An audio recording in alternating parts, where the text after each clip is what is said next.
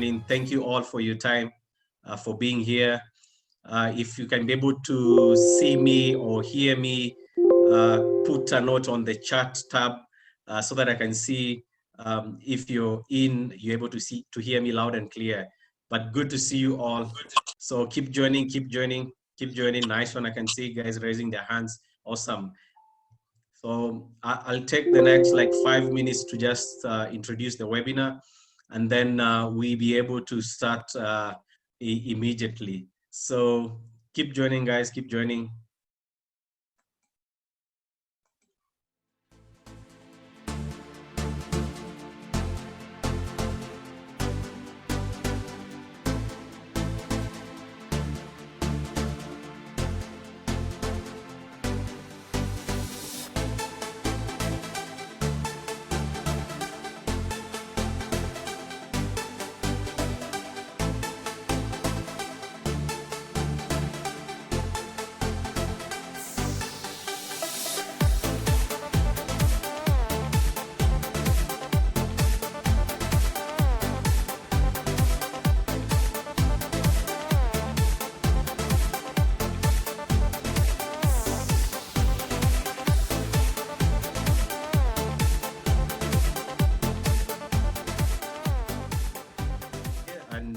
I would like to officially begin the webinar.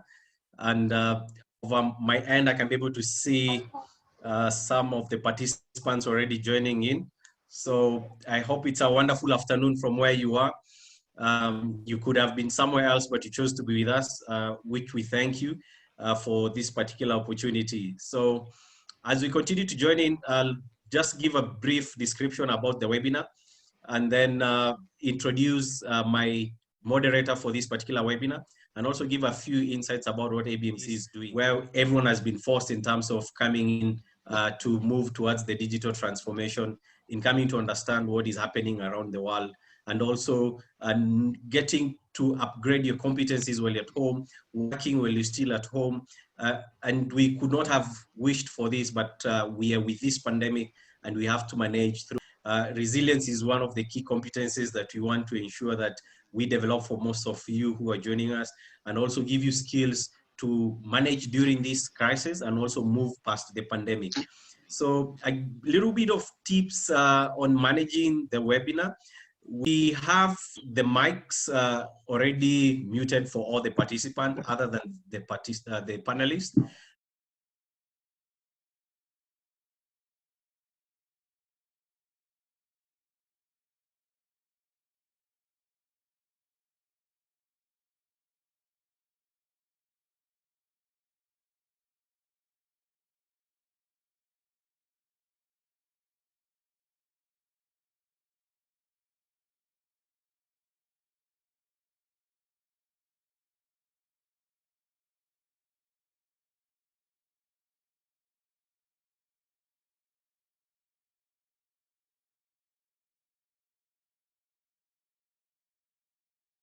We will allow you to come into the opportunity of sharing, asking questions at the end of the webinar. So we have a chat button which is directly in front of you.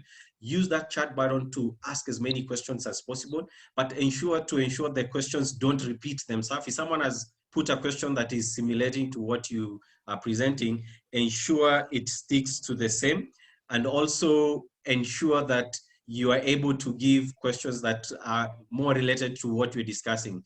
The concept for this webinar is the virtual personal assistant, and moving towards the norm, to the current environment of what we call the future of workplace, which is currently happening as we speak. The other thing which we have is the raise to hand, which I know most of you have participated in various Zoom platforms. When you have a question, you just raise your hand and I'll be able to take note and perhaps give you an opportunity to ask that particular questions. Last but not least, we are going to make it as brief as possible in terms of giving you the insights and giving you the opportunity to ask us as many questions as possible. Take time to see if you can be able to connect one to the other. There are many peers of you you've never seen since we went to lockdown, for those who are in lockdown. So these are another wonderful opportunity to not who is there, and also being able to invite others for the next available platforms that we're going to host. So with those few remarks, mine is to introduce to you my moderator for this particular event, and that will be Robinson. And the theme for this particular webinar is Innovating and Leading Through Crisis, the Virtual Executive Assistant. There are many ideologies which are out there, but we want to give a sense of discussion on what is the reality, how we can be able to get out of this. So my moderator for today is Robinson Shumba. He's a TEDx speaker, an international conference facilitator based in Johannesburg, South Africa.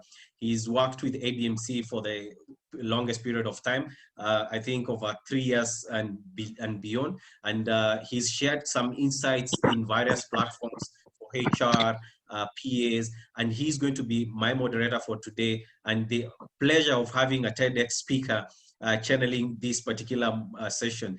So with those few remarks, I assure you that you're going to have something at the end of this particular webinar, and I hope it's worth your time.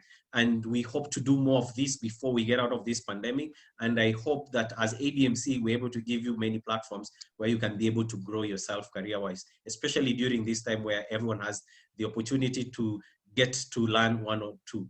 So with those few remarks, let me welcome Robinson. Robinson, are you around? Yes, I am. Thank you very much. Awesome, awesome. Over to you. Good afternoon to you all, and welcome to this amazing event and a first of its own kind. We welcome our panelists who are amazing. You are going to hear from a number of them. I'll have the privilege of introducing every single one of those panelists as they give you some talks.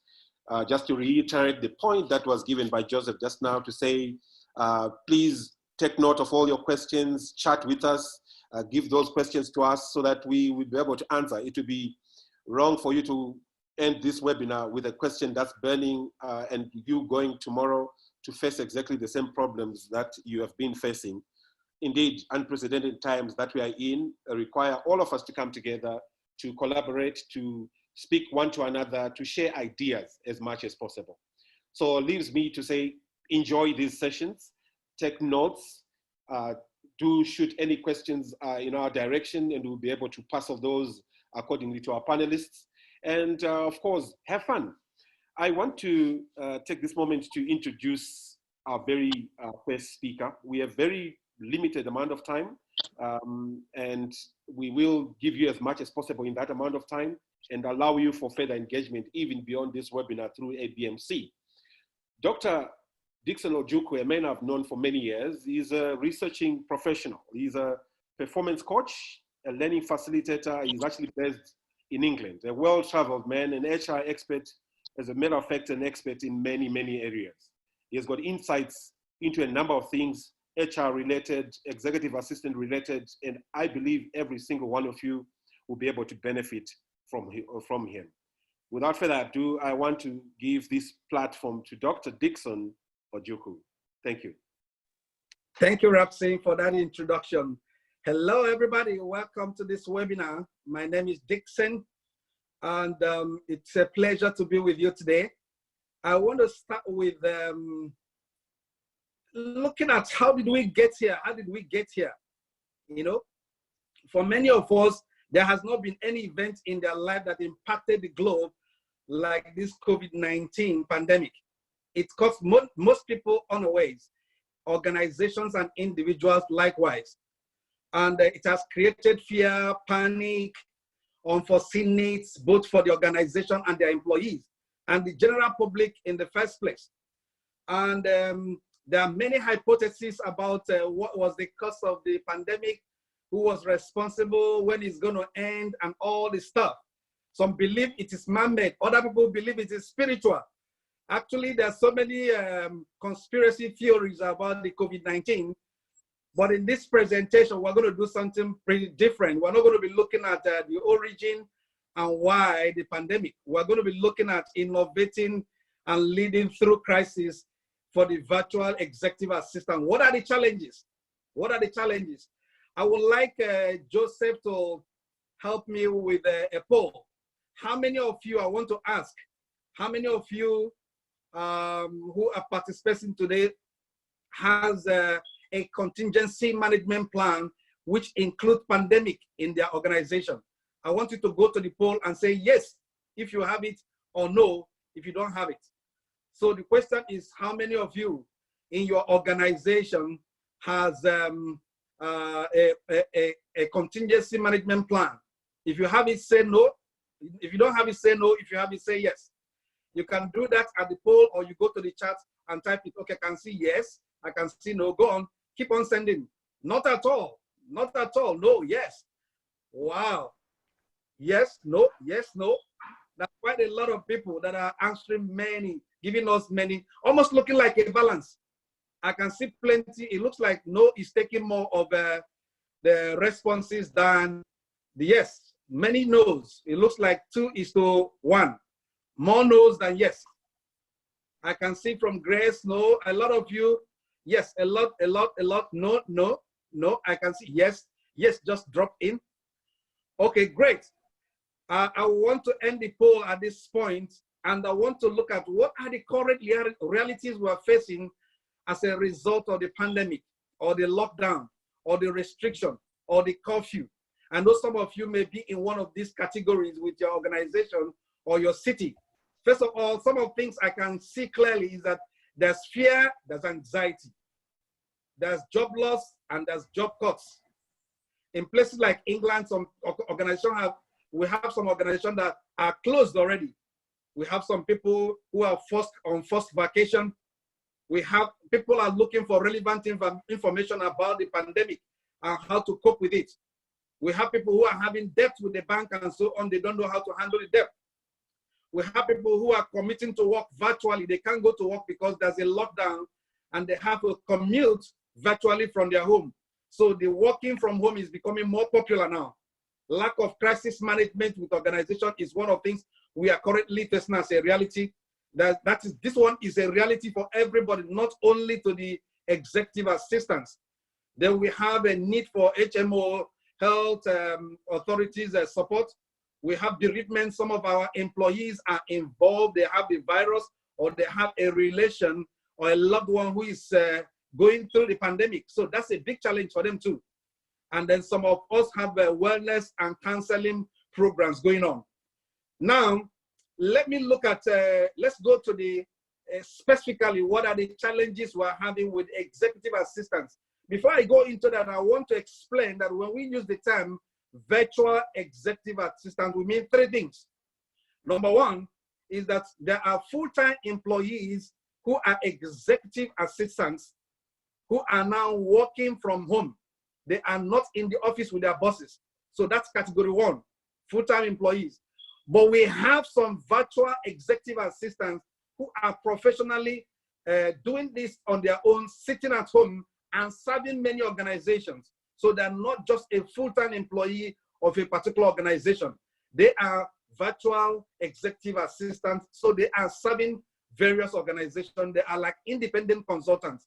And then we have the last category, which is the digital virtual assistant, like the Amazon, like the Siri, and so on.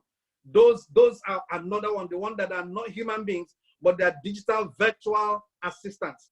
So for the purpose of my presentation, most of my presentation will be directed to full-time employee who are executive assistant working from home.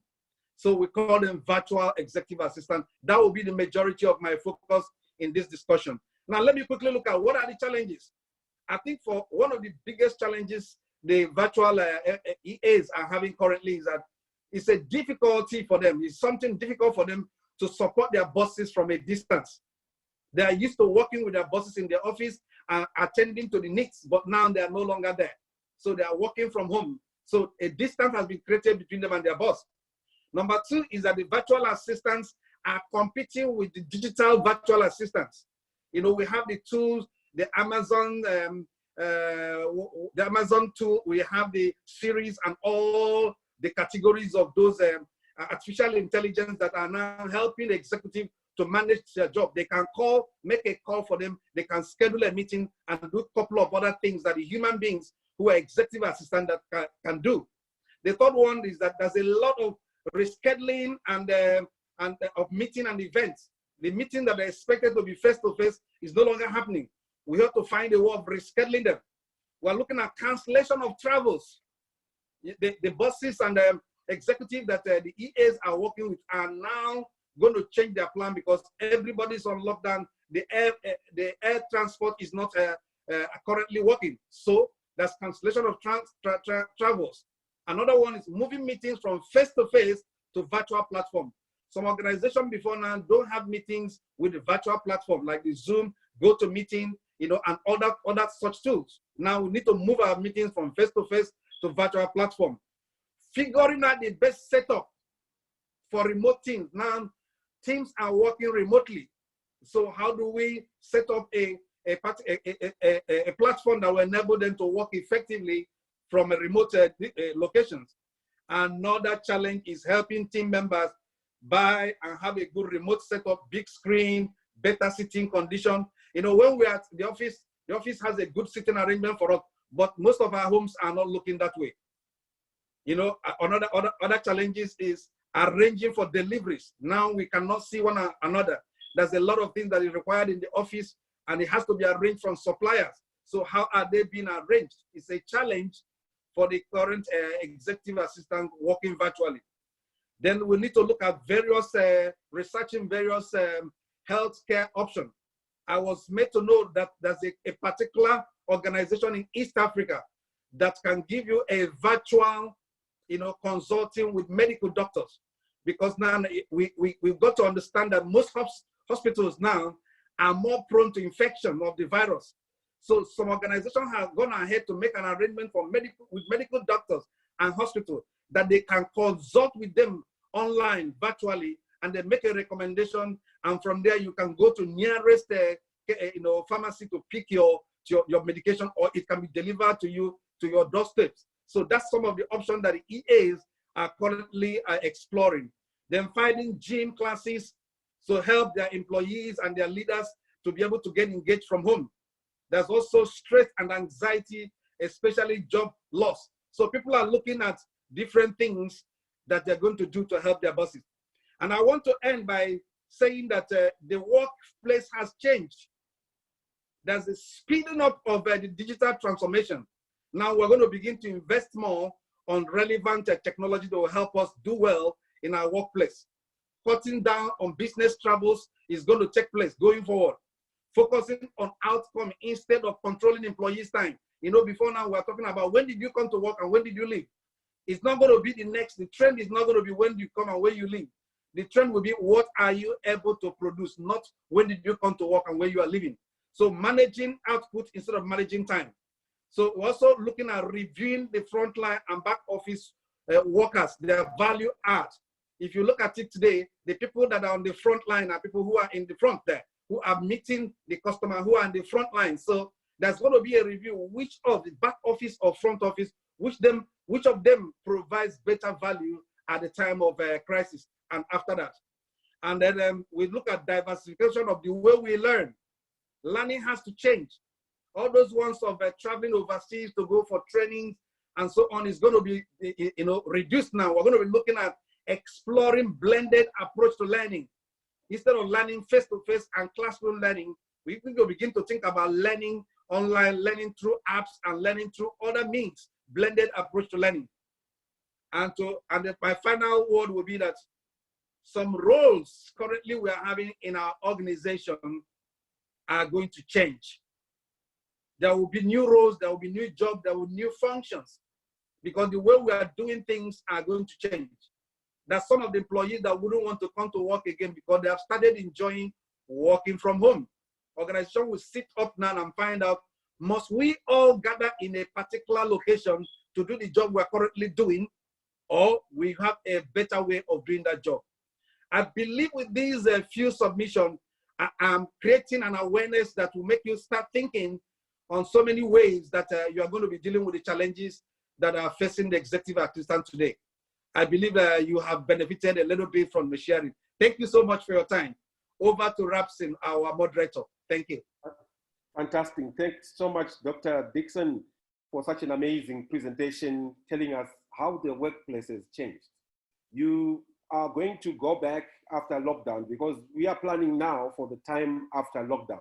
What this webinar is helping you is to understand that your job might be recalibrated. You might be shifted office. You might be told to work from home permanently. You might be told that your job is no longer there. What do I do next? Already I'm seeing some questions to that effect. So thank you very much for highlighting some of that information. Anxiety is on the rise, but what we are trying to give you in this webinar is are tools and mechanisms to help you to take the next leap forward. Your role will change, but when it changes, how do you ensure that the change does not impact you negatively? How do you benefit from the change that's there? But keep those questions coming. We can see a number of them coming. We are going to address them at a later stage. We appreciate your contribution and your participation. At this point in time, I want to move right along and introduce our next speaker.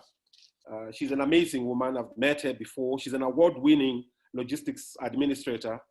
She has over 14 years experience and a very driven individual, has got demonstrated skills and abilities and operations management and a very excellent communicator, as it were. She works independently. She's an executive assistant, works in Dakar, actually, in Senegal. Her name is Wendy Kinyeki. She's going to present to us on how do we manage executive assistant wellness in times of crisis, in the unprecedented times that we are in. How exactly do we manage employee or executive assistant wellness? Over to you, Wendy, and thank you very much. Thank you for that introduction, Rabson. Good afternoon, everybody. I would like to thank you, first of all, for taking your time to join us today. I'll be talking about wellness in times of crisis, as has been mentioned by Dr. Dixon and Rabson just a little bit. In these times of uncertainty, taking in our wellness is really, really important because we are experiencing stress due to uncertainty, we're experiencing anxiety, and if you're not sure what this looks like, it is when you are at home with your family, if you have a family, and you find yourself getting irritated at smaller things. You find yourself losing your patience with your colleagues if you're having virtual meetings, and some of the symptoms include not sleeping very well. All of these things are caused by your body not being truly at ease with everything that's going on.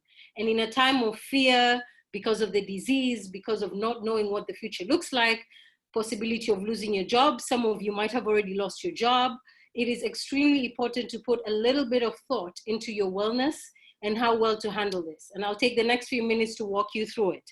I'm going to share my screen with you. So basically, your wellness is the active pursuit of activities, choices, and lifestyles that lead to a state of holistic health. I like this definition from the Wellness Institute because of two very key issues. Number one, your wellness is dynamic and it is adaptable. So it means you can change it. You're not stuck with just doing one thing or the other. You can adapt as your resources allow you to, as your circumstances allow you to, and honestly, as your mood allows you to. You can change your wellness activities based on this. The second reason I like this definition is because wellness is multidimensional. It's not just your body, it's your mind, it's your heart, it's your spiritual, the spiritual aspect of your life. It is how all of these things come together to make you the individual that you are. When you use different references, you're going to find that wellness can go to as many as 9 categories. Today, I'm only going to talk about 4. I'm going to talk about your physical wellness. I'm going to talk about your emotional wellness. I'm going to talk about your social wellness, and I will talk about your spiritual wellness. Physical seems rather obvious, but not so much, because now that a lot of us are stuck at home because of lockdown, you find yourself taking a few more trips to the fridge, finding a few more snacks. The kids want you to, whip something up, have some ice cream in the middle of the day. And it is very easy to find yourself sliding towards making unhealthy food choices. The gym is closed. You're not able to go to the gym, so your physical activity is being constrained. It is essential that you keep your physical sense, because your body is very important. There's no point of surviving through COVID-19 only for you to have some stress-induced illnesses like ulcers or diabetes or any of those other diseases. So when we talk about physical wellness, what are we talking about? Just as I said, we talk about healthy food choices. We're talking about getting an adequate amount of sleep. Now, speaking from personal experience, this is not as easy as it sounds. I know I've had a few nights where I've had a really difficult time trying to fall asleep because of how anxious I am. It is important to try and get sleep. And I'll go back to that and talk to you about how you can equip yourself to be able to do that. Exercises. One of the things that I love, I can say in this time, we're better off than people if this would have happened 20 years ago, is technology. WhatsApp, Facebook, YouTube, so many different apps. There's so many apps that can help you exercise at home. A lot of sports organizations have gone out of their way during this time to offer free applications, free programs that can help you to exercise at home with zero equipment. Stuff like YouTube is also free. You just go on there as long as you have internet and you can exercise. I know sometimes it doesn't feel like, you don't feel like you want to do it, but I promise you, if you do it, you're going to feel just a little bit better. It is also essential as part of your physical wellness to take your hygiene into account. Just because you're staying at home does not mean you should not shower, brush your teeth, get dressed up. Even if you're moving from the bedroom to the sitting room or to your workroom, if you have a workroom, or if you're playing with the kids. Getting up in the morning, having some semblance of a schedule, take a shower, brush your teeth, have breakfast, do all the things you would do on a normal day, tricks your mind into making it think it is a normal day. It is essential and very important for you to be able to do this. Take rest. And when I say rest, I'm not just talking about sleeping. I'm talking about a point in your day where you just put your feet up in a literal sense. Just slow down and put your feet up. If you have a family, if you can take a few minutes and go to a room where you're all by yourself and kind of just woosa, as would say it, please do so. It'll do you a world of good, okay? Stretching. You might be a little bit older and you're not able to do as much physical exercise as you would like to, but being able to do a few stretches here and there, even if it's just for about 10 minutes a day, will do wonders for you. Do not forget that just a little bit of activity in your day gives your mind a fresher perspective, gives you an ability, gives you endorphins that encourage your mind to think in a different way. The next part of wellness we're going to talk about is emotional. And this is both your mind and your heart. The reason why this is so important is as we lose our jobs, as we're uncertain of our jobs, some of us might have our jobs now, but we don't know what's going to happen in the next few months, is we start getting all these conflicting emotions. And a lot of these emotions give a rise to anger, resentment. You know, you're kind of like looking at like, why does that person still have a job and I don't? Why is that organization doing that and my organization is not doing that? It's important to understand that we all are working for different organizations others are more prepared, while others were caught ill prepared. And these emotions can cause a physical reaction in our bodies. So it is important to take some time to take your emotional state into consideration. Practice forgiveness, compassion, and kindness. You might be having virtual meetings. I'll give you a personal example. I was having a Zoom work meeting the other day, and somebody had their dog who was barking in the background, and they were apologizing for it. Another one had their child, because they're staying in a one single room house, had their child crying and running around. It is easy to lose patience with those people at that time because we're not fully cognizant of what their circumstances are. Take a moment in those times to practice compassion and kindness. Remember that we're all fighting a battle. Your family is fighting a battle. Your colleagues are all fighting a battle, and we're all dealing with it very, very differently.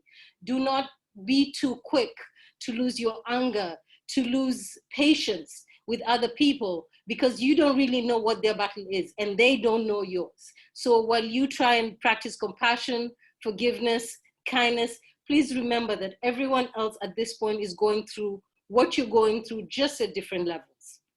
Remember to manage your stress. And it will go back to the physical aspects and all of that. The third type of wellness I'm going to look at is social. So obviously, We're not going out. We're not seeing our friends. We're not having parties anymore. We're not even having work colleague meetings anymore. So you're not seeing the people you used to every day. And as executive assistants, we're so used to taking care of other people. We're so used to taking care of our bosses. We're used to taking care of our team members. And suddenly you're home and it almost feels like a loss of some sort, because it is.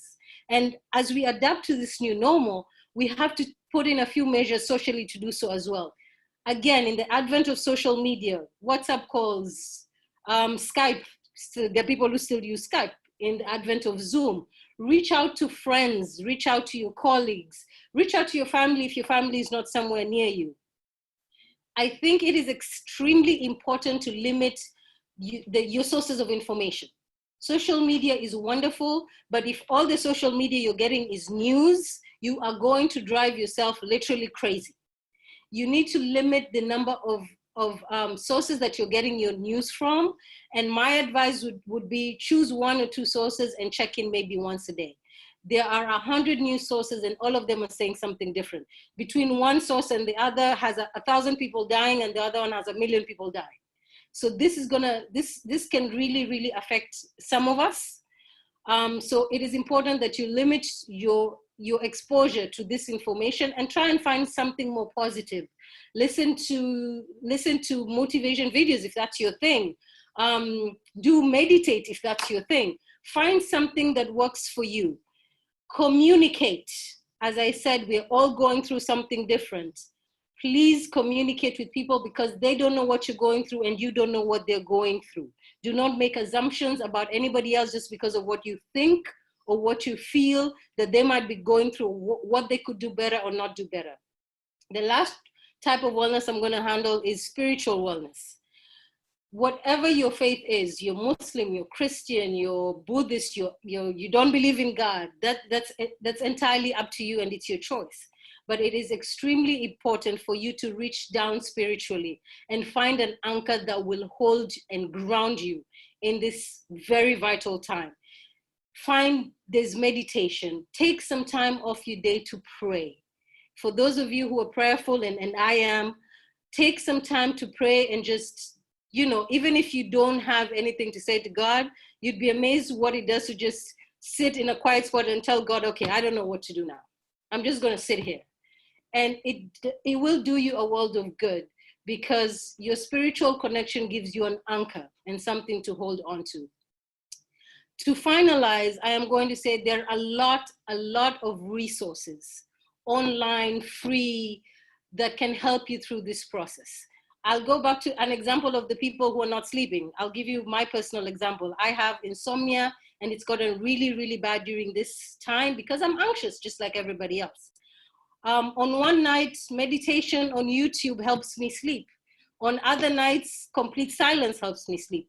And this goes back to what I said about adaptability. What can work for you today might not work tomorrow, and that's okay. Listen to your body, listen to your spirit, do what is right for you at this point in time. And while you do that, please keep in mind that all of us, every single one of us, we're stuck in this together. We don't really have a choice. Let's be good to each other. Let's be kind to one another. And let's always be willing to give a shoulder to anyone who needs it, to anyone who wants it. And yes, please remember that this is going to pass. I know it doesn't feel like it. It is going to pass. And at the end of all of this, we're all going to have learned individual lessons. We're all going to be better for it if we let ourselves be better for it. Thank you again for your time. If you have any questions, please send it to us on chat. I'll be happy and willing to answer. I give it back to Rabson. Thank you so much, Wendy, for such an amazing presentation, giving us an analysis of the dimensions of wellness. She touched on a number of them: physical, social, and emotional wellness. What I can take and what you should be taking home right now is to say you have a responsibility over your wellness. Your emotional well-being is your responsibility. So don't sink into depression. Don't sink so far to the point of giving up. Network with others. The reason we are here, these panelists are here, is so that you can network with them on LinkedIn, on everywhere, and ask further questions. And I like the questions that are already coming through. Watch what gets into your mind. What gets into your mind really is affecting your future you're supposed to create. So thank you so much, Wendy, for those nuggets and the tools that you have presented to us. And it is my hope and prayer that everybody has taken note of all of them and will be able to use them. We are going to move right along, and thank you for the questions that keep coming through. Some of the questions are being answered throughout the presentations. Some of them, we will leave them for the Q&A session. But I will, at this point in time, introduce our next speaker, who is an amazing, phenomenal woman. She's an executive PA to a group HR executive at Advtech here in South Africa. During her role as an executive assistant, she has had the privilege to assist general management, finance directors, the works. So she's worked within the C-suite, the guys at the very top and echelons of organizations. She loves adding value to individuals, and I believe she will add value to your life today. Her name is Priscilla Bauer. I want to hand over to Priscilla at this point in time. Thank you so much, Priscilla. Over to you, Priscilla. Hello, Edison. How are you? How are you? Thank you so much for the introduction. Good afternoon, everybody, and it's really been such a privilege, and it's an absolute honor to be part of this webinar. I must say that it is my first webinar. I'm used to the one-on-one interactions with everybody, but I must say that it's really an amazing experience. We had lots of challenges in the beginning, but it's one way to learn the new way forward. I just want to see if, can you see my presentation?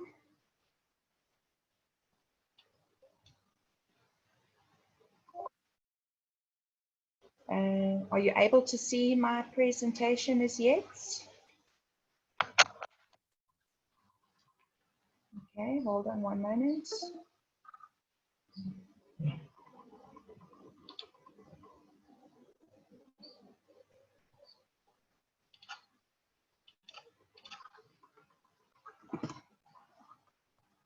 Share screen.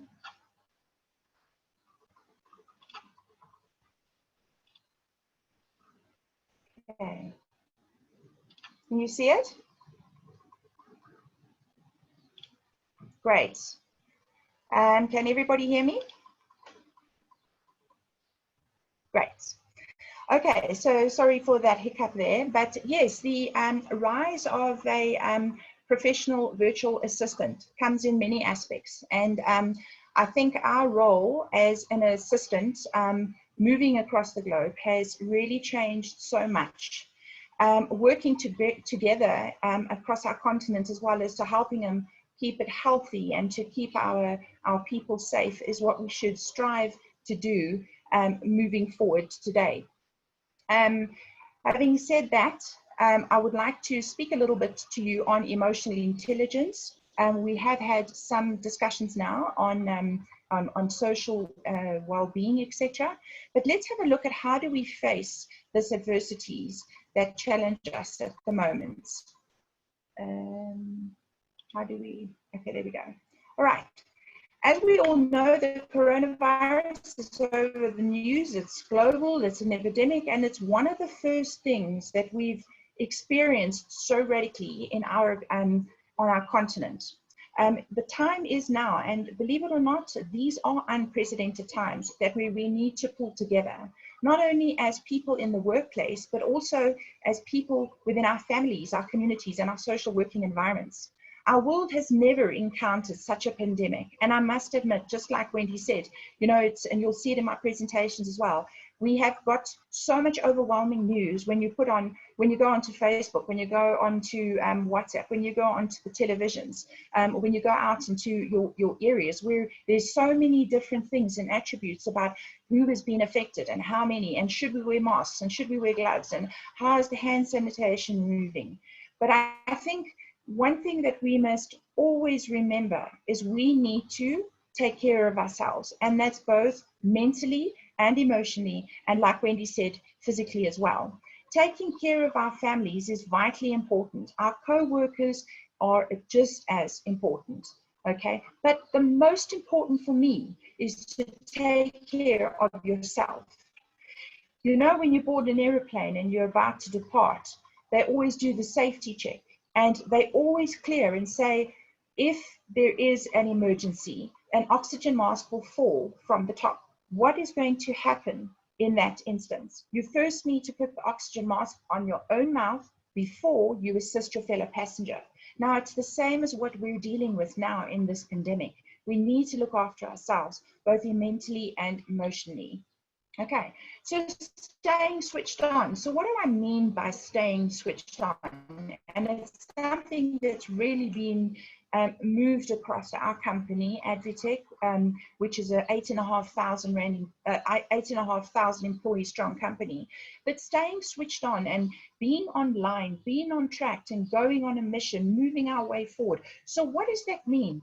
Staying online is not just to show that you're actually online, as you can see when you're on Skype, etc.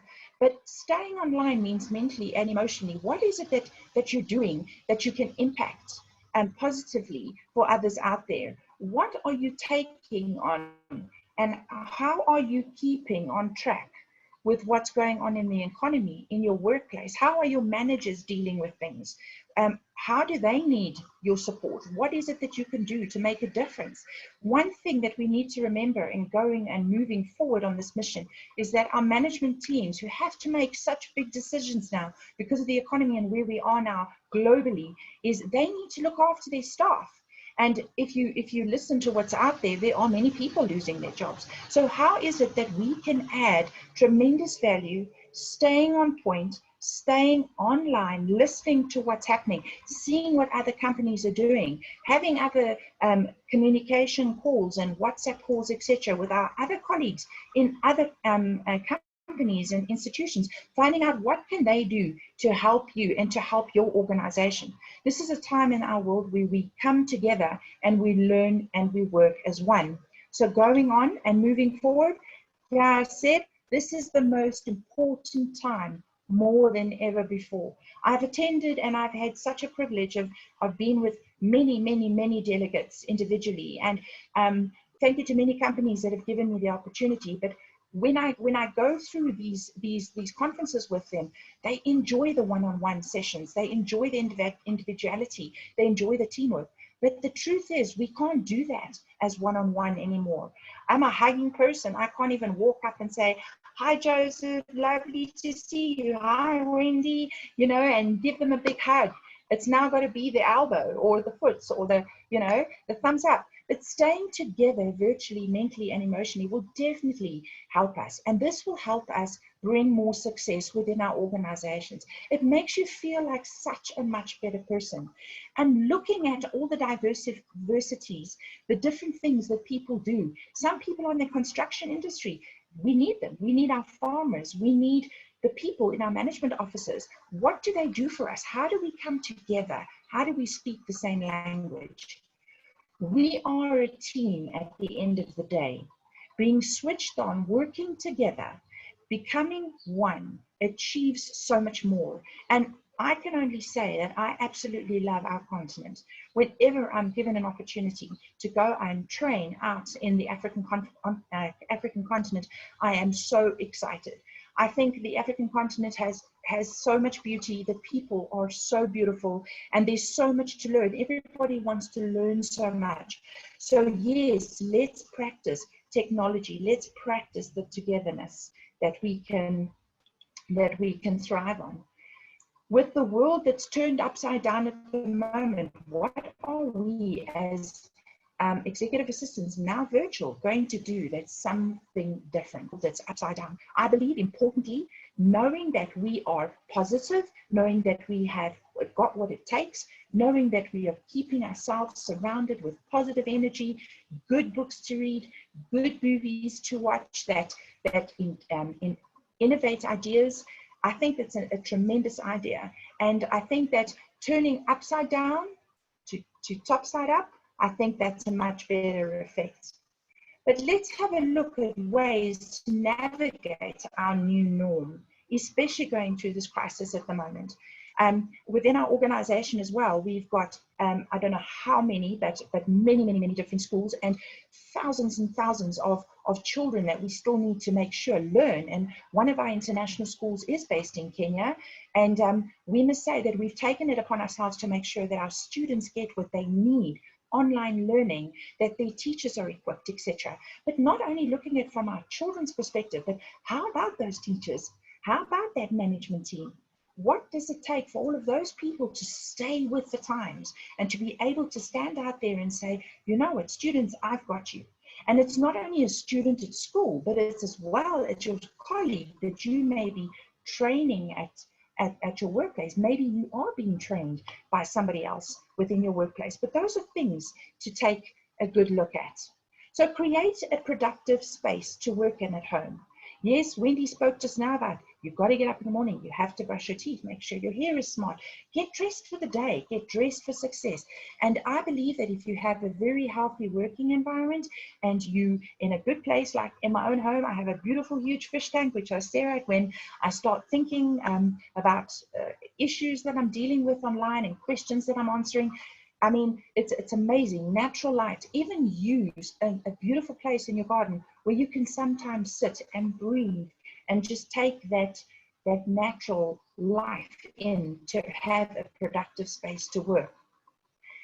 Tip number 2, what is the structure of your work? How are you coping with it? Balancing work and family, especially now, is very challenging. And most importantly, we need to make sure that we give it all we have. Because if we work well, we will think well. If we think well, we produce well. If we produce well, we get good performance ratings. And importantly, if we get performance ratings that are really well, that excels us to take one step further. However, on the other side, balancing work-life balance can be quite a challenge. So I do ensure and I do make sure you have got your work, you have got your family evenly aligned, and do what needs to be done. In our working environments as well, we always put family first. And at the end of the day, we need to know what we have to produce is what's got to be put out there. Okay, so stay in touch with your students, like I've said, with your working colleagues. I work in executive educational sectors, and yes, we touch so many people every single day, and from very young children right up until people that are about to retire. Another one, stay connected. You are part of a team that can share and learn from each other. Do what you need to do. Take a break and stretch your legs. Stay healthy. Speak up. When you are in times of distress or you are really afraid about something, doing something wrong, I really urge you, don't use it as a negative, but speak up and get some answers from people out there. Okay, try and get new things. Sharing is caring.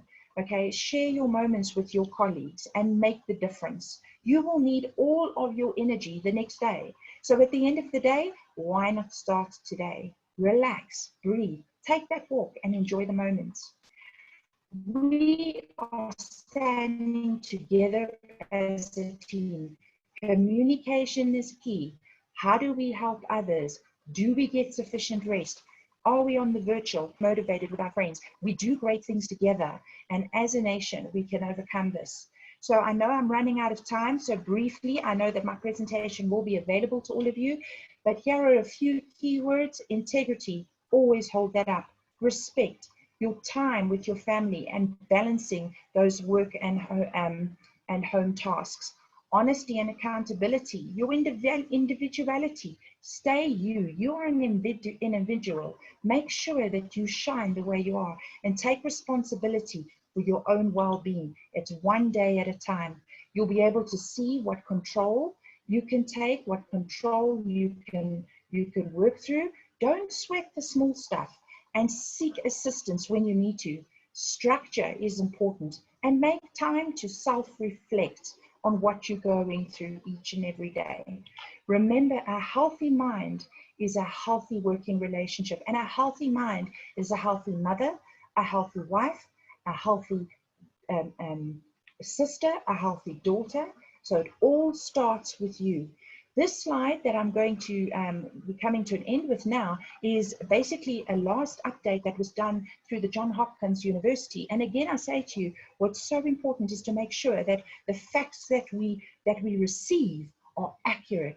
But here is a link at the bottom of this slide. You're welcome to go onto it, and you can track through each country right across the African continent how we're doing and what is it that we can stretch out to help the others with. So stay safe, look after your nutrition, stay positive. Wellness is so important. Focus on your workplace, prioritize, and use your body in a good space. A healthy body brings you a healthy mind. And don't allow technology to scare you. Always learn, stretch out, and ask questions. Communication is key. Stay safe, everybody, and I look forward to your questions. Thank you. Fantastic. Thank you very much, Priscilla, for such a wealthy presentation. I like the content. You're talking about wellness. You're connecting very well with Wendy's presentation right there. I like the concept of staying switched on. Don't switch off. The fact that they said lockdown does not mean lock down your mind. Lockdown simply means don't go to work, but you can work from wherever you are. Make your home the office. Make your home your source of productivity. I know it's a question that's coming from many of you right now. How do I remain productive when I got all these things, all these frequencies around me? Children are crying. Yeah? My wellness is distorted. Garbage in, garbage out. Manage what goes into your mind. I like what you gave us, Priscilla, to guard what goes into the mind, because the mind is the factory of our lives. Success and failure have one thing in common: products of the mind. So we must be creative and make sure that our workplace that we have created, the new normal that we now have, works for us. I will go right ahead and present to you our, not the could be the final speaker. Thank you so much again to everybody for all your questions that are coming through. We will make sure that we have enough time for question and answer. Mercy Asima is was Peer of the Year for Africa in 2018. She's a trainer and a chartered executive assistant for the American Academy of Project Management. She's very experienced in the area of being an executive assistant. She has worked again under an general manager, a country manager, you name it. In terms of wealth of experience, she's a cut above the rest. Very strong community and social services professional, and she is actually working out of Uganda in Kampala. Mercy, over to you to present to us. Hi everyone, hi guys, everyone online, thank you very much for joining us. Does my sound good? Excellent. Hi, so like everyone else has said, people, and we are very used to like conducting these trainings on in training rooms. So it's a very new thing for all of us, but like I said, it's a new normal. I have an app that I hang out with my friends. It's called House Party. I'm sure a couple of you guys know about it. So it's actually like, this has become the new normal. We do everything online. It's Zoom calls. It's it's all virtual meetings. And so yes, so it's exciting to meet you guys today. I'm going to just go ahead and share my screen. Thank you everyone else that has presented before. I hope I'm not repetitive. If I do, I'll just quickly go through it. But my focus today is to look at the future post all this. Like, we need to look at the winning industries, the ones that have lost. I know that the majority of you, like, we're all facing different challenges. No situation is tailored, like no situation is the same as the other person's. We could be speaking this way, but I could be a PA that is in an industry that's actually thriving, that's actually doing very well, right? So let's just go in. I'm going to like just give you like an overall, sorry, just let me do this and then we can go on. So share that. I hope we are all in now.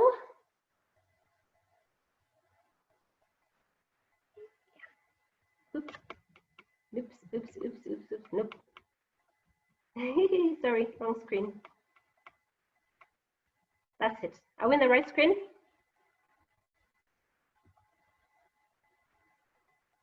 The road ahead, right? Excellent. So guys, actually one of the applications that I'm using right now is one thing that I would like to leave you with. It's called Prezi. It's one of like the most amazing presentation tools that I love to use. The beauty about it is that once you back up everything online, then it's very easy for you to share this information anywhere. You can actually help your boss make a presentation remotely, and you both can work on it at the same time. And so just at the very beginning, before I forget, please go look up something called Prezi. So Prezi has a new feature. It's called the Prezi video. There's a Prezi presentation, but there's a Prezi video as well. That you can actually record a video and then play around with graphics, and it doesn't need for you to be a professional, but it's something that would be able to help you, especially the majority of you that are looking to go into virtual assistant. These are things that you can actually do remotely from home and be able to earn some money or make a living. So I wouldn't want to go back to the same introductions that everyone has done about COVID. We all know it's very unprecedented. No one was prepared for this. I have been privileged to actually work on a contingency plan. As early as January, my boss and I and the ExCom actually got together and we started working on a contingency plan, month by month, week by week, trying to figure out what we're going to do and how we're going to do this. But just like everyone else, everything was unfolding very, very rapidly. And so what we discussed in 1 week was completely overturned in the very next week. I work in the tourism industry, which has actually been very, very hot at tourism and travel. And so, I mean, that, current caliber of people that has been hit, but do I look at it negatively? No, I choose to look at it positively. Number one, because I'm still privileged to have a job. As assistants, we're very lucky that most of the times, we're privileged that most of the times we'll probably be the last people to be affected. It could come gradually, but you still need to support your boss. You still need to take the team through this. And so I'm privileged to do that. Yes, some of us are going to be able to take salary cuts, but I have been privileged. Like we all know that we do pedal to grind, yeah?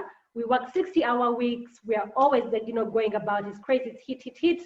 And so, look at the silver lining. I am able to actually spend some time at home and spend time with my child, able to read about things that I would love to do in the future, planning for my future as well. So I'm not just sitting back and just waiting.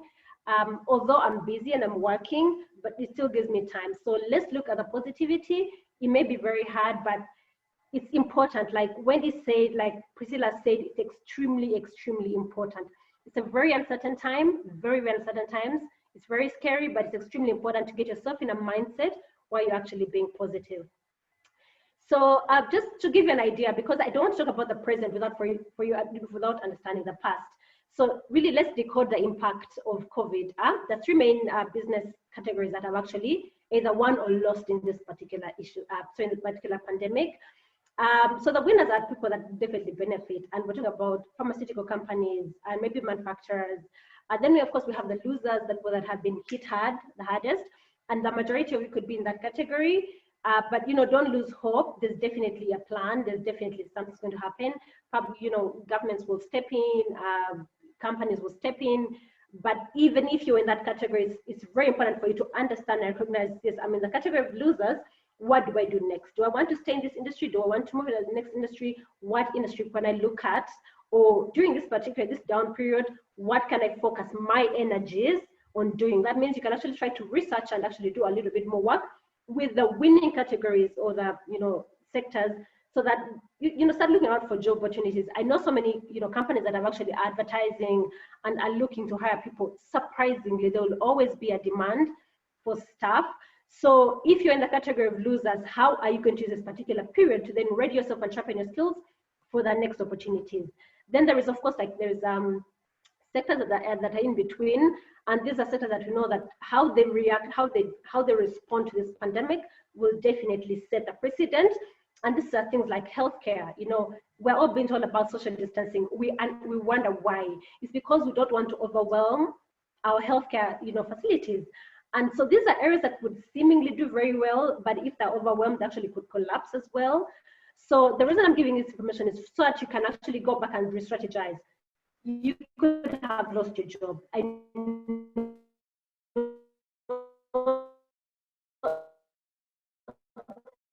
majority could have lost jobs, but how do you look at the potential winners and the potential losers so that you can actually place yourself and know where you are? So we have the potential losers. Of course, tourism and travel is right at the bottom, or right at the top, I would say. Aviation, I know the majority, like some of you could be like PAs or EAs to airline bosses, tours and travel agents, owners and things like that. But don't despair. It will eventually come back. But we've been hit really, really, really hard.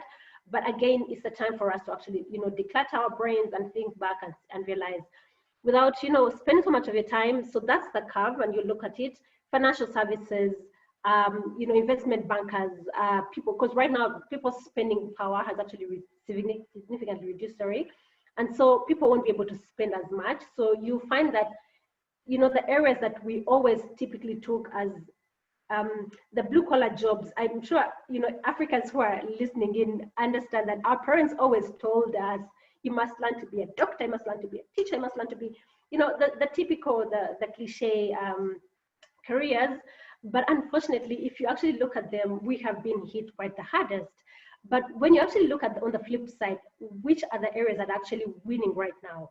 We're talking about virtual reality, we're talking about meetings online, we're talking about so we look at ICT and e-commerce and things that were non-conventional as the areas that are actually winning through this and this. So it's about time that we try to strategize. As I was trying to prepare for this meeting, I just realized that the number of trainings that I've actually been in, and this could be a stereotype, I've realized that most of our EAs and our PAs, a bit like, they're not tech savvy, they're a bit older, they've been at their jobs for a very long time, which comes with really, really great experience. But on the other hand, I always get a question and a concern on technology. This is the time for you to focus your energies and your time and your resources on equipping yourself. There's a lot of resources. I'll show you sometime, like later at the end of my presentation, areas you can actually go and get like subsidized courses or free courses or things that you can actually do to actually better yourself. Because to be very honest, we need to get out of the things that we've been doing, tea and telephone, just waiting to be instructed and given what to do. I'll give you an example. Personally, besides my EA job, what I do, and I also I'm very privileged to the executive committee, but I love to create content. So I manage our communications. So I do our, social media online. I create the content for it. I manage it. I do press releases and I actually manage our website as well. It's something that I learned alongside the team from Nairobi. And so I've tried to like stretch my my skills or my capabilities, not just confine myself to the secretarial and administrative roles. I'll tell you the truth, if we continue to do what we've been doing in the past, we'll become absolute. We have virtual reality coming, we have like, all these like virtual PAs and things like that. If you don't make yourself as robust as possible, you definitely are going to become extinct. So look at this curve and see what is.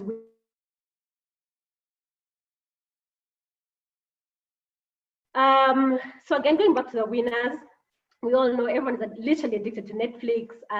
Delivery companies, we're not allowed to go out. We're all, getting there. Amazon recently, created over 100,000 jobs worldwide.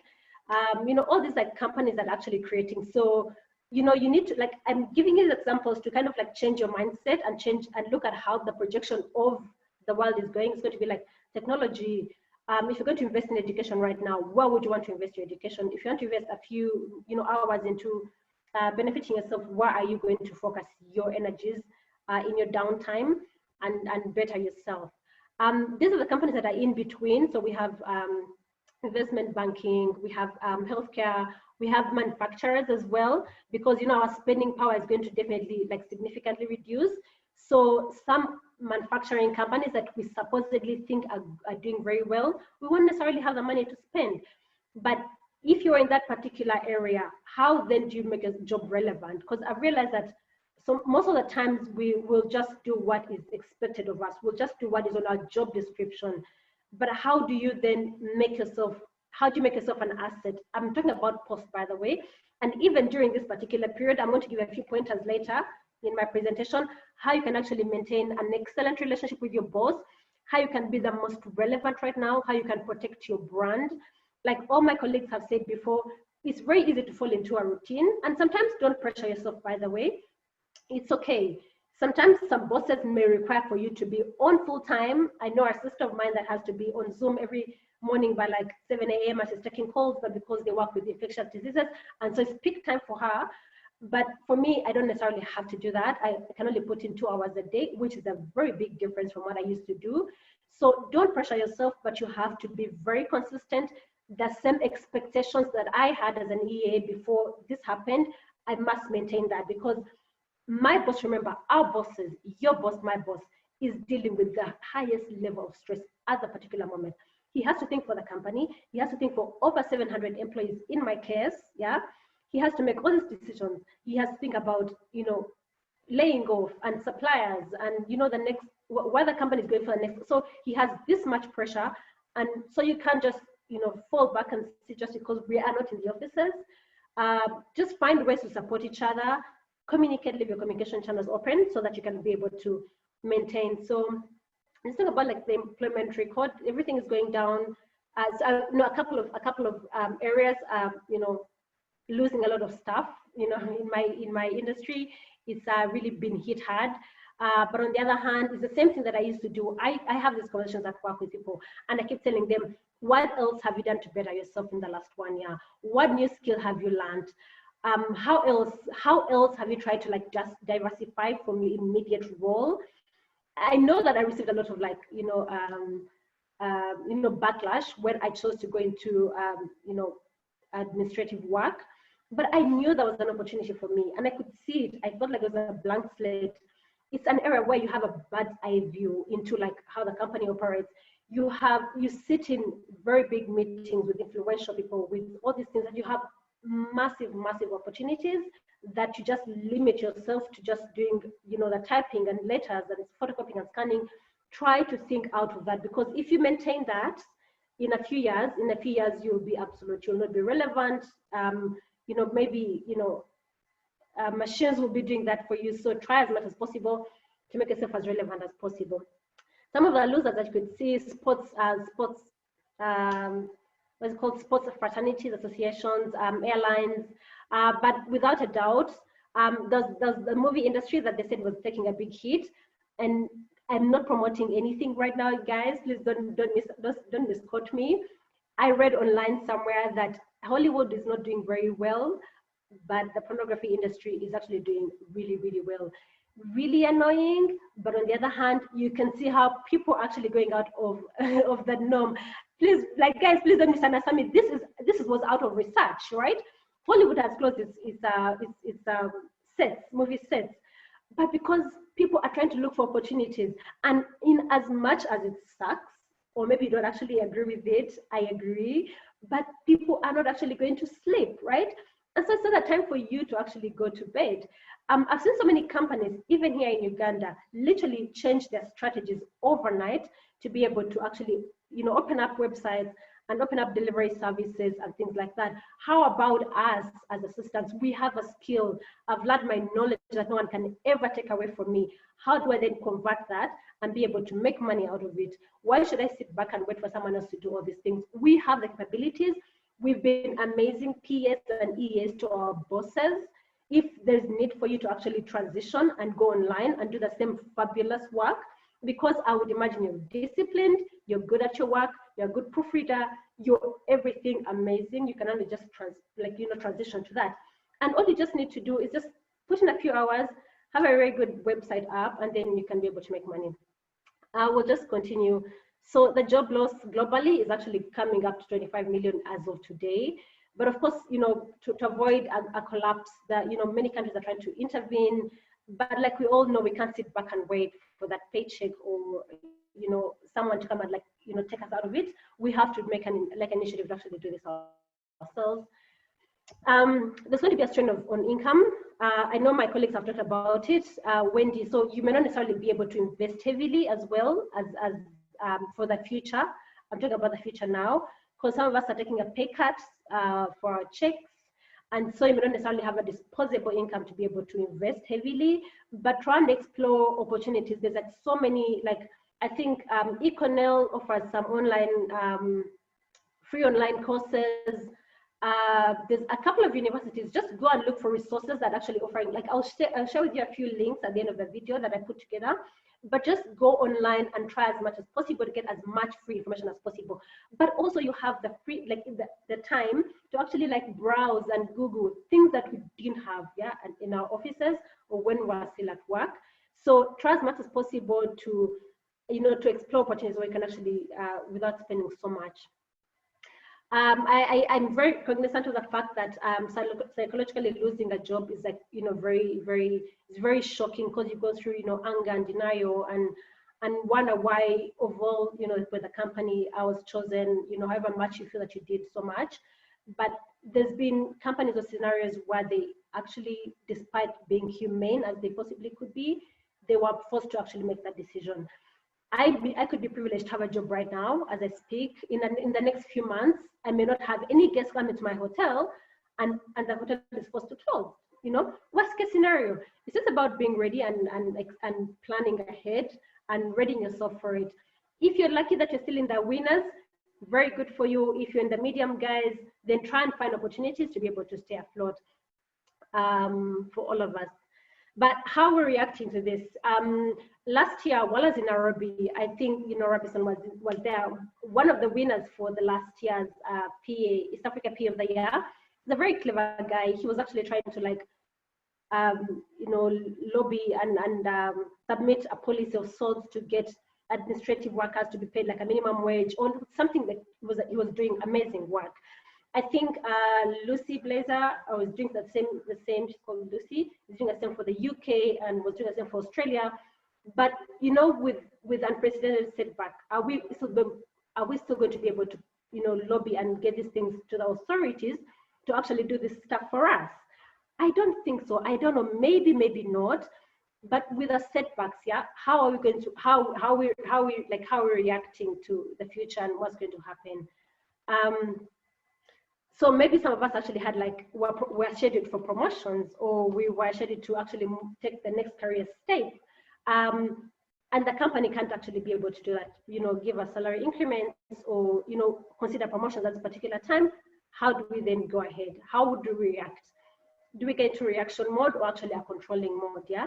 How you decide to react to a situation is entirely about you, because right now everyone is getting into survival mode, but like my colleagues have talked about it, I won't get back into it.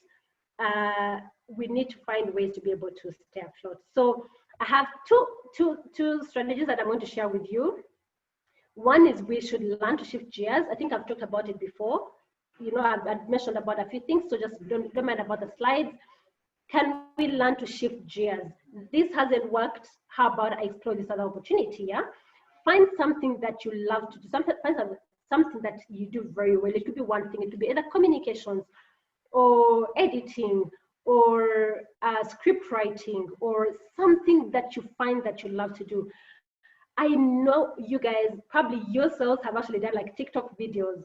Probably most of you have actually done like broadcast on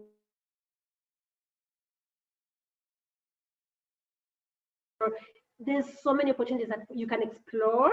There's things that you can actually do in the confinements of your room and actually get, you know, either they will help you mentally, but also they will actually be able to help you refocus and know what you're really, really good at, and focus your energies as well on that. I'll just give an example of staying balanced. My colleagues have talked about it. I won't explain any more about it. It's very, very important. We talked about this earlier when we're setting up for this particular presentation. Was saying, how do you stay balanced in an environment where, as an EA, you are expected to do perfect work, you're expected to be efficient, do things on time, have your entire office deliver the perfect work, but now you're in a position where you don't have the resources to be able to do that. How then do you produce the same quality of work? And all this will drive you nuts. You're expected to be, you know, as precise, as efficient as possible, but you don't have the means to. How do you do that? So so I'll just take you quickly through, like, and Robinson is telling me time is up. So I'll just take you through some of the companies that I think globally have tried to like, you can go and read about them, a lot more about them. So there's been like the gene maker that quickly had to go and like regroup and make sanitizers. We have the vacuum cleaners that had to go and regroup and, you know, do all these things like that were supporting, you know, different economies. So that, you know, more like you know, one of our colleagues said earlier on, just a few minutes, one of our colleagues said earlier on, everything is changing. We're going to have to refocus, learn to do electronic meetings, conduct them, organize them, because that's where everything is going to go. If you don't know yet, learn to do that. And, companies don't have budgets for, you know, trainings. So try to look for opportunities to actually learn online or train online or things like that. Corona has actually transformed the way we communicate. So are you up? Have you learned? Have you managed to, you know, to understand how to communicate online? Sorry, I know I'm running a bit. So I'm just going to go to that few things that I'm going to leave you with. A few takeaways. I always upload my presentations online on LinkedIn. My LinkedIn account is Masikatera, so you can actually go right away after this presentation and you're going to see them on. But I know the majority of us actually very intricately tried to our bosses. Yes, this is what I wanted to leave you guys with. So that the takeaways is take advantage of the free online material to continue to pursue and better yourself. Read, research, and fully understand your industry or where you aspire to work, because this is the time for you to actually become better. Either you become sharper professionally, either you're going to position yourself for promotion or something like that. Be up to date with the current affairs and stay relevant. This will help you when you actually go back into the office. You don't want to sit home and watch Netflix all day and then you completely lose trail. We know we've all been doing this for our children to keep them, you know, on track and keep them, you know, to keep them in the gist of things, that when we go back into the work environment, we don't lose, you know, our state. You know, be tech savvy. I know most of us struggle with technology, but try as much as possible to teach yourself. There's a lot of virtual, you know, software packages that you can actually learn to do, like Prezi presentations. You know, go to website and learn how to do like virtual assisting and things like that. Those are things that will help you when you go back into the environment. You wow your boss, you excite him, but also you can actually make some additional money out of it. You need to manage your, you know, your time management skills because you're working virtually from a different environment, and so relationships, bosses, and things like that with your bosses, whether you're not in your office or your office, if you're like in that same page, because you can always make assumptions that he doesn't need you or you don't need him, or you've got days without communicating and you lose track. So please try to ensure that you maintain your one-on-ones and go through your expectations. Finally, just guys, so I won't go through the virtual reality. The only thing I'm going to actually give you a bit of information, because this was actually because from the questions I put together this presentation at the very last minute, Robinson and Joseph were sharing with us questions that people were asking us. For example, the services you can actually do as a virtual assistant. Yeah, I will share with you this presentation. Don't worry. This came up. It was an afterthought after you guys sent through all these questions. So it's just very simple things. It's data entry, it's bookkeeping, it's email management, it's calendar management, it's website and blog designs, it's social media marketing, it's graphic designing. And when I talk about graphic designing, it's not like graphic designing where there's already a person who's doing that. It's just very simple. There's an online site called Venegage. So you do like what are they called? They're like visual bits of information. So they don't need like for you to be like a professional graphic designer. You just do infographics. Yes. So you can actually assist a communications executive somewhere across the world with actually helping them do like infographics for them. And it's very simple, but teach yourself to do that. There's more advanced stuff, you know, create like doing photography and uploading things, but that could be a little bit more advanced. But try and go online. There's a lot of information, a lot that can actually do for you. Even now in this particular downtime, you can actually do a lot of that. The tools that you will need, for example, to start, there's something called Grammarly. I swear by it. It helps me with all my editing needs. I don't need someone to proofread for me. Google Drive, Dropbox, things like that. QuickBooks for invoicing, all this stuff that you can actually get online. And then the few sites that I would advise you to go to, those are great resources. There's something called freelance. So you can actually get like a lot of, so it's not much coursework on most of, that it actually gives you like ideas of what skills are in demand and how you can actually tailor your profile. Then there's a site run by Jeannie Hookery as well. You can actually go to them. And yes, I'll see the guys informing me. But anyway, so that's what I had for you today. It's been very high tempo. We had very short time, but please go to the LinkedIn site and you'll be able to download that presentation. Thank you very much, guys. I'm so sorry for taking a lot more time. Thank you, Mercy. Shows that everybody has a lot to share. We're discussing before the session that each one of you literally needs 2 hours. So this calls for us to actually have more and more of these engagements, even as this lockdown continues. But I'm glad that our panelists have got material that they will make available on different platforms. We'll let you know of those platforms shortly. We are consolidating all that. We have so many questions that have come through. Many have been answered throughout the presentations that have come through. I just have one question so far for Dr. Dixon concerning, somebody says, I think it's Elizabeth Makari, who says, currently some of us have been asked to leave work and would like to go into, to set up a virtual assistant business. How do we approach this? I know you've got a perspective. Mercy did touch a bit on it.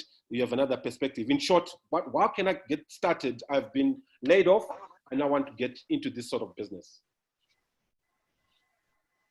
Well, thank you, Rapson. There's a couple of options available for anyone that wants to go into an independent virtual executive assistant role. Number one is that you can decide to go as an individual, set up an organization, and then go on as Mr. A or Miss B as an organization, leveraging your current network. And another approach may be for you to be able to put together an organization with other peers, not you alone. You will form a team of peers where you can become a pool of resources, and then an organization can access you to be able to. Sorry, Dixon, your microphone has gone bad. Could you try one more time? Okay. I'm not sure whether you are getting me. Can you hear me now? Can you hear me? Hello? Yes, I can hear you. Okay, like I was saying, there's a couple of options available for us to become executive EAs. In terms of standing on our own. We can actually go on our own. We can be a team of EAs coming together to form a conglomerate of company or assets where people can access your services. You can also go on to leverage on existing consultants, the people who are doing either coaching or training or HR services or other form of services to organization, and then propose these EA solutions to them as part of their pillars. So you become that particular pillar for the business. Or you can also go online. There's a couple of organizations, especially, I'm not sure in Africa, but especially internationally, there's some organizations that are professional EA solution organizations. They have a team of EAs working with them. A team of EAs working with them. Okay, so this is a few things I have to say concerning that. I'm sorry, I'm yet to understand that my mic is not very clear. Okay, thank you so much. Thank you so much. I know you have lots to share on that subject. Unfortunately, technology there has let us down. I know you needed to share a lot. I know most of the panelists also have a lot to share. I've got a question that I want to throw to anyone who is willing to take this one. It says, what are the new skills that a virtual assistant should have in line with the future of work to excel in a post-pandemic world? We believe the skills that we've had in the past may not be the skills that are needed for the future. Who can take this particular question? Yes, Mercy.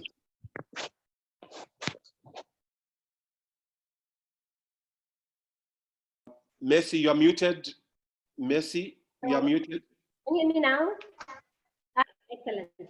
So I'm very passionate particularly about this topic because I think there's so much that people can do. Some of the skills that I would list for you, for example, is number one, you must learn to be tech savvy. Yeah, learn as much as possible that you can about the internet and e-commerce and how to maneuver things. So you won't be able to do things the traditional way. So if it means simple things like, so it's proofreading documents, for example. Hello, sorry. So if it means like if you're going to do like proofreading, if you're going to, because you have to be as robust and you have to be like as dynamic as possible. So because you're working with a large base of different people from different countries competing for the same jobs, for the same work. So you must make yourself as relevant as possible. So learn as much as you can with e-commerce, with regards to e-commerce. Learn as many, get as many applications that will make your work as seamless as possible, because then you won't be able to have the person-to-person interaction and people proofreading for you. A few of the things that I talked about that are very simple and very low-hanging fruits that you can. Most of us are already doing email management, calendar management, report writing. Some of those things are things that you can actually do easily online. So try as much as polish those skills. We talked about applications that can help you. Get Grammarly. Grammarly is an application that I use myself. Try as much as possible to get to Pinterest, understand the flow of content. Try as much as possible to understand, for example, everyone is going online. You see, right now, every company is going to advertise online, to market their products online. Everyone is going online. So how then do you, position yourself in the online e-commerce business? Those are the low-hanging fruits I'll give you for now. And then remember that you're competing with professionals who already are doing this, yeah? But there's no pressure for you on yourself. There is an area for every single one of us. You could actually have like a new blogger that needs an assistant, and you could actually learn. So learn as much as you can. Thank you so much, Mercy, for that presentation. Priscilla, I know you have had a look at some of the questions that have been coming through, and I encourage all our panelists to do that. There are many questions, so look through, find some end notes that you can present to us in line with some of the questions that you've seen. There are many of them, so just take tidbits here and there and give us an end note to your presentation. Priscilla, you do have something that you wanted to share. If I can give you the floor now to share. Yes, thank you. Thank you very much. Thank you for this opportunity. So I've been an executive assistant now for more than 24 years. And when I was asked to present on this webinar, the very first thing that came to mind to me was back to basics. And in all honesty, that is where our role starts, is back to basics.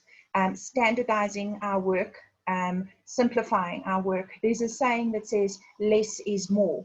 And very important to us, we need to look at these challenges that we are facing head on and just take it on and run with it. Going back to basics, doing things that what is expected of us. And I think from an emotional perspective in our workplace, we need to remember that, and this is one of the presentations that I thrive on training people on, is that we are a brand. Each and every single one of us is a unique brand. And what we bring to the table, what we bring to the workplace is very unique and is all well worth our role. So when Facebook first came out, when LinkedIn first came out, all of those platforms, everybody was, wow, now I've got to get onto that platform. But at the end of the day, it's about what value add you add to that platform. So yes, the role of an executive assistant, even virtual, is very competitive, but it's all about back to basics.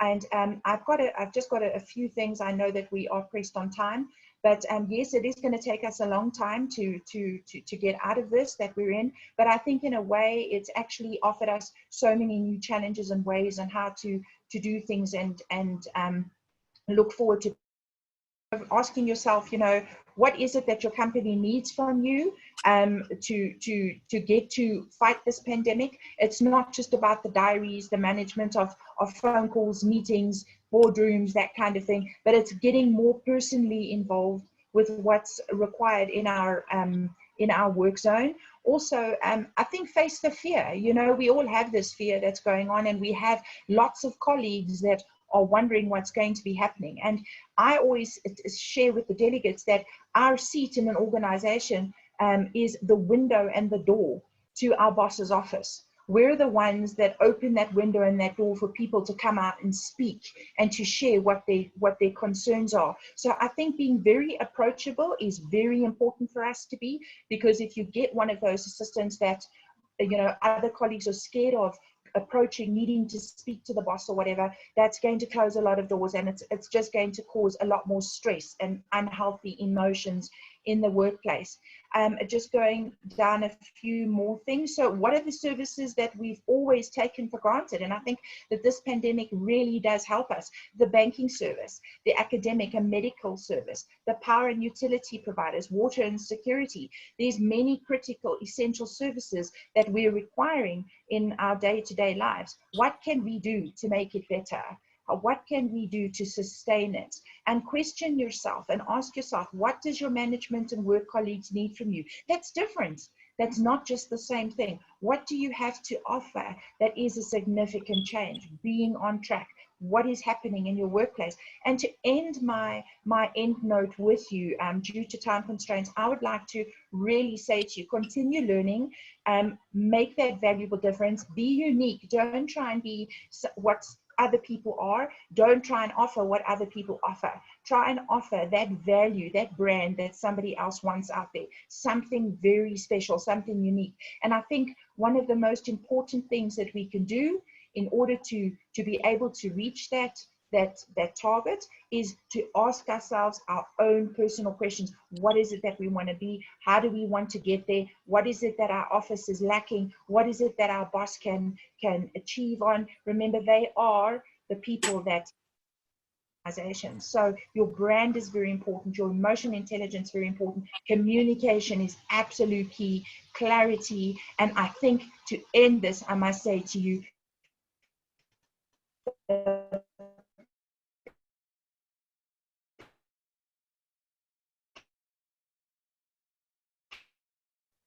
Looks like we lost the ending, Priscilla. Power of loving. Okay, thank you so much. So work with people, if you can hear me, work with your people, treat them with respect, give them everything that you have, and be a natural. That's Fantastic. What it takes. Thank you so much, Priscilla. I appreciate it. We almost lost the ending of your presentation there. I know Wendy is itching to say something here. Your end note, Wendy, concerning everything that you've seen, the deliberations, you see the questions, the anxieties, some people have been thrown off balance by this whole pandemic. Post-corona, what am I doing? A lot of questions are ringing in people's minds. What is your end note? I will tackle a couple of questions as I wrap up that are not entirely about wellness, but but they weave in there. I've been an executive assistant, as a personal assistant and executive assistant for the last 14 years. So I have a bit of experience under my belt. I've seen a couple of questions like, how do I stay relevant? How do I help my organization at this time? How do I manage my schedule now that I'm at home and I don't have the resources that I need? I will say number one, in this time, adaptability is so important. Let me give you my personal experience. I work for an international organization, and a good number of my colleagues were, expatriated back home. They repatriated and went back home for 100 different reasons, which means when we have virtual meetings, our time differences are across 5 different time zones, which means sometimes the virtual meeting is being held and it's midnight my time, or the meeting is being held and it is 7 p.m. someone else's time. So the 8 to 5 is nothing anymore. It doesn't really fit into what's going on right now. So be willing and able to stretch yourself a little bit more. It's probably inconvenient. You're probably not gonna like it very much, but be as adaptable as possible. As Mercy has said, our bosses have a ton of things to deal with. you being rigid will not help the situation very much. How do you help your organization through this process? Number one, always be willing to do things that are not in your wheelhouse. And if you don't know how to do it, learn. Being a resource to your team is more valuable now than it has ever been before. How do I stay relevant?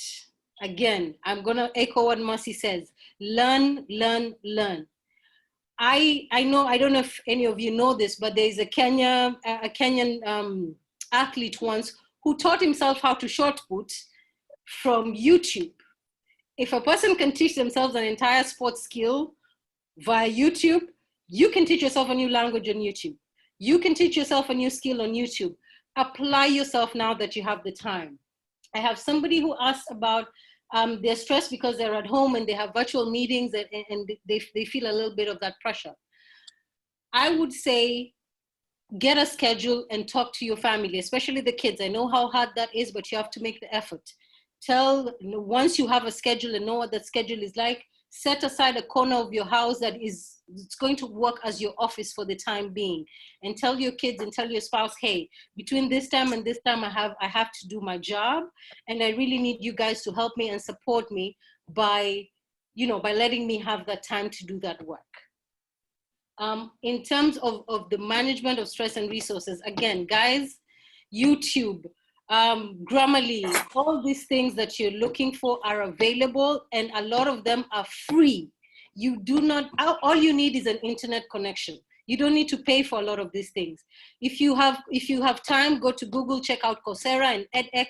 There's a lot of courses that you can do for free from certified universities, okay? So this is not a time for you to get down and feel sorry for yourself.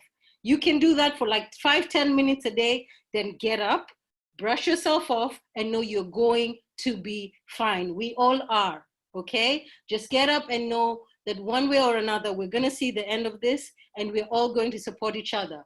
You have LinkedIn, you have all of these resources, contact us, use them, reach out to ABMC. We're all here to help if we can. Write to us, email us, use us. We are resources, we're here to help. Thank you very much for your time. Hopefully we'll be doing this again soon. Thank you so much, Wendy. We appreciate that. If there's anything to take away from every single one of our panelists today, your employability is your responsibility. Your relevance tomorrow, your relevance post-corona is also your responsibility. Take it upon yourself to use your time, your energy, your resources, your abilities, your capabilities to create the future you want. Do what you can with what you have to create the future you want to see. You have a responsibility to survive post-corona. Your family depends on it. Your career depends on it. But right now, there are things you can do even while you're in lockdown. I know Dr. Dixon Ojukwu has something to say in his end note as well. And Dr. Joseph Mugo, you can also alert me in terms of our time as well. For listening, everyone. I think my colleagues have shared a lot. I think for me, if it's gonna be, it's up to me. If it's gonna be, it's up to you. So what you need to do at this point in time is a time to put your thinking cap. It's not a time to be taken over by fear and anxiety and then you give up quickly. No, that's not the time. You know, you can also look within your organization and find out where there's need. You are not meant to be an executive assistant for life. You are a person that is adaptable and you need to adapt. Let me share with you a quick one. There's a recent Flybe pilot in the UK here who has been laid off because of this pandemic. Did you know what he did? He's been able to go back to look at his driving skill and is back into Tesco as a distribution driver, helping to make sure that he serves humanity with that particular skill. So think outside the box. Don't sit down and say, if it's not PA, I'm not going to do anything. You've got to do something, put on your thinking cap. The family is depending on you. This is it's not only happening to you, it's happening to everybody. If it's going to be, it's up to us. And finally, it is not what is lost that is the problem. It is what we do with what is left. I will leave you with that. Thank you so much. Thank you so much, Doc. I know Mercy has got a few seconds to share her end note as well. Thank you very much. I'm always very, very happy to, hang out with you guys and have a chat. We could hang out here forever, but we don't have that much time. I know data is also very tricky back home and we have to go back to our lives. But for me, without watering down what my colleagues have said up here, I think right now is not the time for us to feel sorry for ourselves, to be honest. I think it's a time for us to look fear in the eyes and say, fine, I've always wanted that break out of the EA role. Now is the time for you to prove yourself to your boss. You have to hold your brand up, hang in there, push in those odd times, go for those random meetings, I don't know, this is a time for you to prove your loyalty and as well as your capability, but also don't feel sorry for yourself because unfortunately, no one will be able to lift you up, right? Everyone is dealing with the same issue across the globe. It could be Priscilla, it could be Wendy, it could be Joseph. He's been hit as well as ABMC. This is their livelihood, but he's actually gone out of his comfort zone to actually put this together. Most of us, it's the very first time for us to actually do this, right? And I was actually very nervous, and normally I'm not very nervous, but like, oh my gosh, am I going to talk to a computer with no people in my face, with no the things that we do when we're training, get up, shake a little bit, let's dance. But there's always like opportunities, there's always new areas to learn, there's always like something new to do. So don't feel sorry for yourself. Like, let's figure out what to do, let's learn something, and don't pressure yourself as well. If you want to wake up at midday, you can do that for today, but don't do that for tomorrow. Just keep your mind going, Like I said, thank you very much for joining us. It was lovely chatting with you guys. Awesome, thank you. All our panelists have given their end notes. This does not mean the end of their presentations. Their presentations will be made available via email, via various platforms. Feel free to connect with them on the various channels, particularly LinkedIn is one of them. Find them, I think we'll post either emails or their names on the feed there, on the chat, so that you can connect with them, so that you can ask further questions, request material. We are available freely. We have received, freely we give to you. But I would like at this point in time to hand over to the CEO of ABMC to give a vote of thanks, and thank you every single one of you.